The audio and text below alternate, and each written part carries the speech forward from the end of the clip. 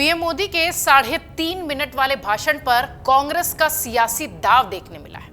ऐसा कहा जा रहा है कि यात्रा में यूं ही इस मुद्दे को नहीं उठाया गया। प्रधानमंत्री मोदी के भाषण में जब मणिपुर का जिक्र आया तो उसी 3 मिनट के भाषण पर सियासत शुरू हो गई है। राहुल गांधी की भारत जोड़ो यात्रा में प्रधानमंत्री नरेंद्र मोदी के 3.5 मिनट के भाषण का खूब जिक्र हो रहा है और उसे बाकायदा बता कर उसका जिक्र किया जा रहा है। दरअसल मोदी सरकार के विरोध में लाए गए अविश्वास प्रस्ताव के दौरान प्रधानमंत्री के भाषण से मणिपुर के हिस्से के भाषण का जिक्र कांग्रेस न्याय यात्रा के दौरान कर रही है। कांग्रेस पार्टी के महासचिव जयराम रमेश का कहना है कि प्रधानमंत्री नरेंद्र मोदी ने अपने 123 मिनट के भाषण में महज 3.5 मिनट मणिपुर के लिए दिए थे, जो ये बताता है कि मणिपुर जैसे संवेदनशील राज्य के लिए भारतीय जनता पार्टी की सोच क्या है। जानकारों का यह भी कहना है कि कांग्रेस पार्टी मणिपुर में भारत जोड़ो न्याय यात्रा की शुरुआत के दौरान भारतीय जनता पार्टी पर हमला करके एक साथ कई निशाने साधने की कोशिश कर रही है। ये कितना कारगर होगा ये तो आने वाला वक्त बताएगा। बहरहाल तैयारी कुछ ऐसी है।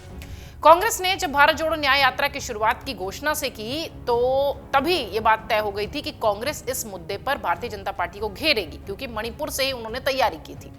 अब राहुल गांधी की मणिपुर से शुरू हुई यात्रा के बाद कांग्रेस ने अपनी पहले से तय रणनीति के मुताबिक बीजेपी को घेरना शुरू कर दिया है। कांग्रेस के राष्ट्रीय महासचिव जयराम रमेश ने मणिपुर में कहा कि 3 मई से इस राज्य में हिंसा का दौर चल रहा है, लेकिन अब तक भारतीय जनता पार्टी के नेताओं की ओर से यहां के लोगों के दुख दर्द को न समझा गया है, न गंभीरता से उसका हल निकाला गया है। जयराम रमेश कहते हैं कि प्रधानमंत्री नरेंद्र मोदी ने अविश्वास प्रस्ताव पर अपने 123 मिनट के भाषण में महज 3.5 मिनट मणिपुर पर बात की और बात खत्म कर दी।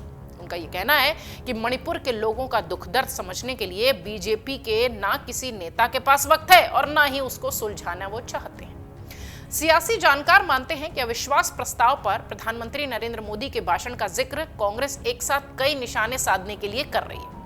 राजनीतिक विश्लेषक और वरिष्ठ पत्रकार सुमित कुमार से हमने बातचीत की। उन्होंने कहा कि कांग्रेस ने मणिपुर से यात्रा की शुरुआत कर वहां के लोगों के दुख दर्द को देश के हिस्सों में ले जाने की कोशिश की है। मणिपुर से इसीलिए राहुल की यात्रा शुरू की गई है। हालांकि वो ये भी कहते हैं कि मणिपुर के माध्यम से कांग्रेस पार्टी एक नैरेटिव सेट करने की कोशिश कर रही है और उसी से यात्रा को आगे बढ़ा रही है। उसका सियासी फायदा उसको कितना मिलेगा ये तो लोकसभा के चुनाव परिणाम बताएंगे, लेकिन जिस तरह से न्याय यात्रा के दौरान कांग्रेस पार्टी बीजेपी पर हमलावर है, उससे सियासी तौर पर कांग्रेस खुद को मजबूत मान रही है। सियासी जानकारों का यह भी कहना है कि कांग्रेस अपनी रणनीति के मुताबिक अपनी पूरी यात्रा में बीजेपी और प्रधानमंत्री नरेंद्र मोदी पर हमलावर रहेगी, ताकि लोकसभा चुनाव में अपने कार्यकर्ताओं और गठबंधन से जुड़े सभी दलों को एक स्पष्ट संदेश दिया जा सके। कांग्रेस पार्टी से जुड़े रणनीतिकारों का यह भी कहना है कि राहुल गांधी की भारत जोड़ो न्याय यात्रा की शुरुआत से पहले चर्चा इस बात की हुई थी कि इसकी शुरुआत किस राज्य से की जाए। सभी लोगों का यह मत था कि मणिपुर के लोगों को इस वक्त सबसे ज्यादा न्याय की उम्मीद है, इसलिए इस यात्रा की शुरुआत वहीं से होनी चाहिए। पार्टी के महासचिव जयराम रमेश कहते हैं कि कांग्रेस के पूर्व अध्यक्ष राहुल गांधी रविवार और सोमवार को विभिन्न नागरिक संस्थाओं से मिलते हुए दिखाई पड़े और इस दौरान सभी लोगों ने राहुल से यही कहा कि मणिपुर में एक संवेदनशील, पारदर्शी, जवाबदेह और सशक्त शासन की जरूरत है। मणिपुर के राहत शिविरों में रहने वाले लोगों से भी राहुल गांधी की मुलाकात हुई और इस दौरान वो बीजेपी से लेकर आरएसएस पर भी हमलावर दिखे।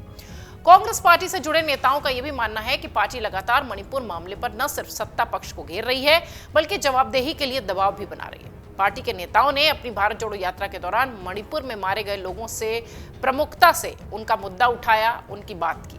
राहुल गांधी ने अपनी इस यात्रा के दौरान कहा कि वो मणिपुर के लोगों के साथ हुए अत्याचार की आवाज अपनी पूरी यात्रा के दौरान लोगों के सामने उठाते रहेंगे, ताकि यहाँ के लोगों को न्याय मिल सके।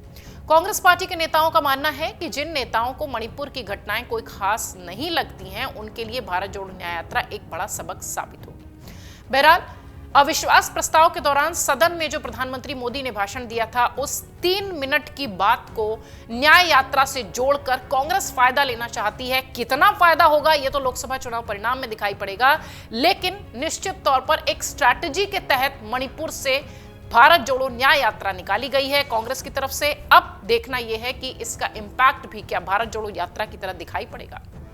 अगर आप ये वीडियो YouTube पर देख रहे हैं तो हमारे चैनल को सब्सक्राइब करें और बेल आइकन को दबाना ना भूलें। अगर आप Facebook पर यह वीडियो देख रहे हैं तो हमारे पेज को लाइक करें।